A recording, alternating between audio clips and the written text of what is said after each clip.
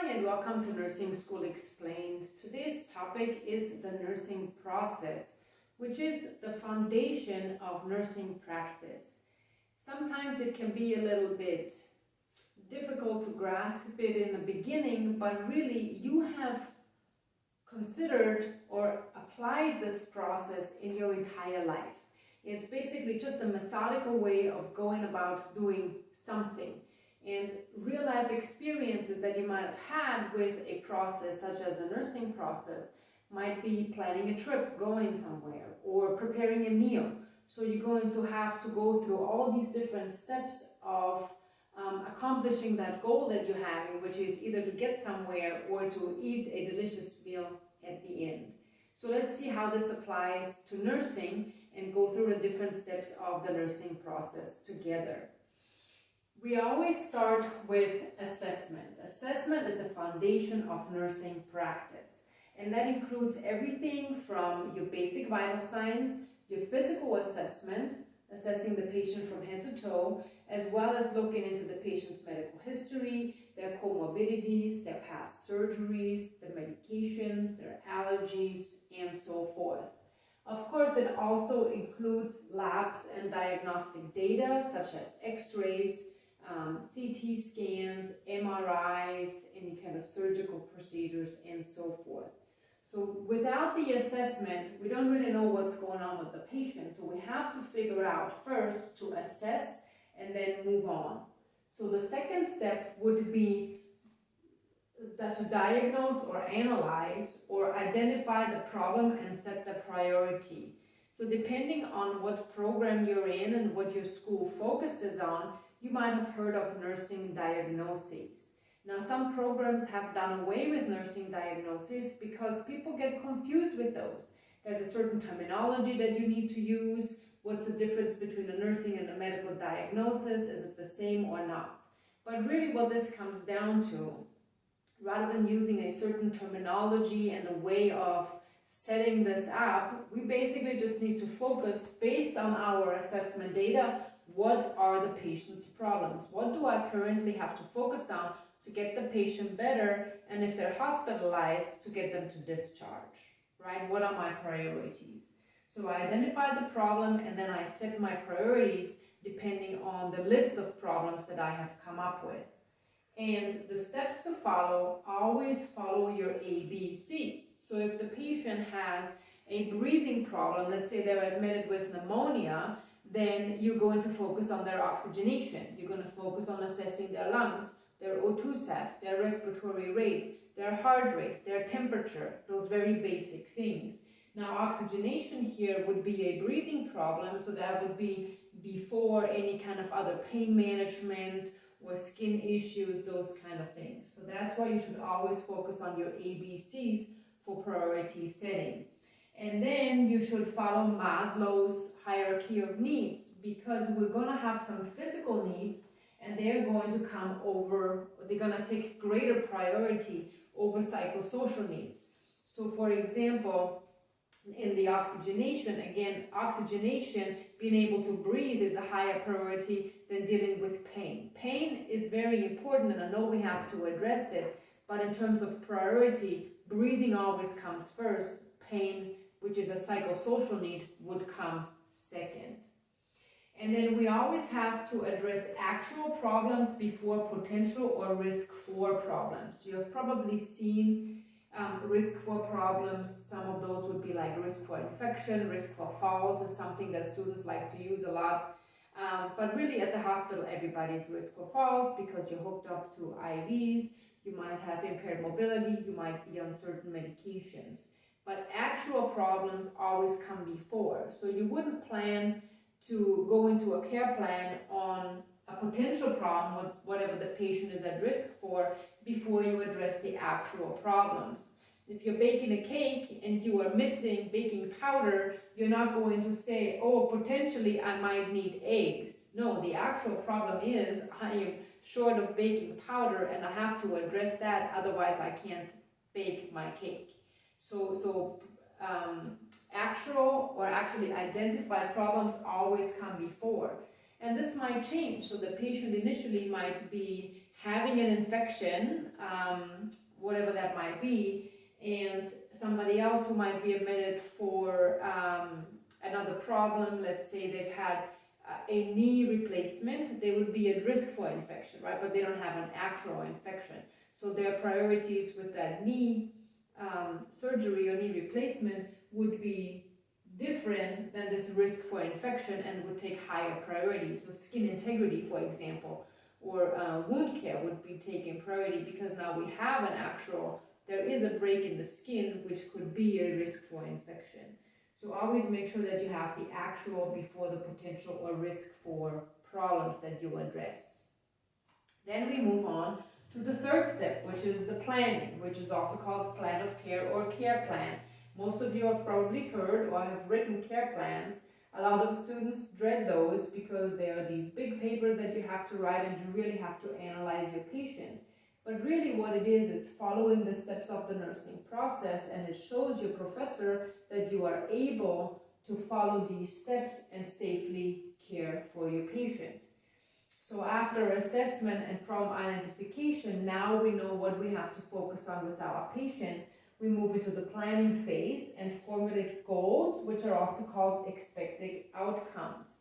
And they will always start with the patient will. The patient will do something or achieve something. And in order to formulate the goal, they have to be following this SMART criteria, which means they have to be specific, measurable, attainable, relevant, and time-based. So a goal, for example, would be the patient will ambulate 30 feet by the end of my shift. This is specific, the patient will. Measurable, walk or ambulate the 30 feet. It's attainable because it's a short distance. It's relevant to the patient who just had knee surgery, and it's time-based by the end of my shift. Now, depending if you work in the acute care or maybe the long-term care facility or in home health, for example, time-based in acute care most likely will be shorter, so by the end of my shift, within the next hour, whatever that might be. But if you're working in the home health setting and somebody's admitted for IV antibiotics that they're going to be on for 6 weeks, now it might be the time frame might be longer. It might be those 6 weeks, it might be 3 weeks, whatever it might be. So depending on the setting that you're at, the time frame on the goals will be different. But remember, for the plan of care, you always have to come up with the goals in the SMART format, and I'm sure that you've got plenty of instruction from your professors regarding how to accomplish this. But if you stick with the SMART acronym, you will always be okay. And don't make it complicated, right? Patient will ambulate for 30 feet by the end of my shift. Perfect, it's very simple. It doesn't have to be rocket science. Or if you're addressing the pain, the patient's pain level will be less than 3 out of 10, 30 minutes after the administration of IV pain medications. Or the patient will have no signs and symptoms of infection to the surgical site by the end of my shift. Now I've addressed the infection. So keep it very simple, but follow this format. And of course, the goals have to be specific to the problem that you have identified as your priority. Once you've identified the goals and the expected outcome and you have planned your priorities, then you can go into the implementation phase. So in the implementation phase, the goal is to achieve the expected outcome that we've just formulated. And it has to be individualized for your patient. So 2 patients who've been admitted for a knee replacement might not have the same goals because one might already be 3 days post-op and the other one might have been just coming out of surgery. So the priorities will be very different. So there is no cookie cutter kind of a recipe book that you can apply here, but it has to be individualized for your patient and to those priorities that you have identified in the prioritization and planning or maybe diagnosing phase. And then for interventions, we have independent, dependent, and collaborative interventions. So independent interventions are those that you can do independently, that you don't need an order for. That would be elevating the head of the bed, elevating the leg, applying an ice pack, keeping the patient comfortable, repositioning them, all those things that you don't need an order for. Dependent interventions would be something that you need an order for, administering pain medications, wound care orders, any of those things that you need to have a higher level of a license give you the orders to do that. So you depend on somebody else to perform your interventions. And then collaborative interventions could be something that you would collaborate with somebody, let's say physical therapy, occupational therapy, the social worker. Remember, we can also have psychosocial needs here that we need to address, such as anxiety or fear or disturbed body image, if there was an amputation, for example. So there's all these psychosocial needs, and we would also collaborate with different disciplines on doing that. Now, keep in mind the nurse still plays a role into achieving these collaborative goals or implementations and interventions, but we are not going to be necessarily the first person that will address these collaborative problems.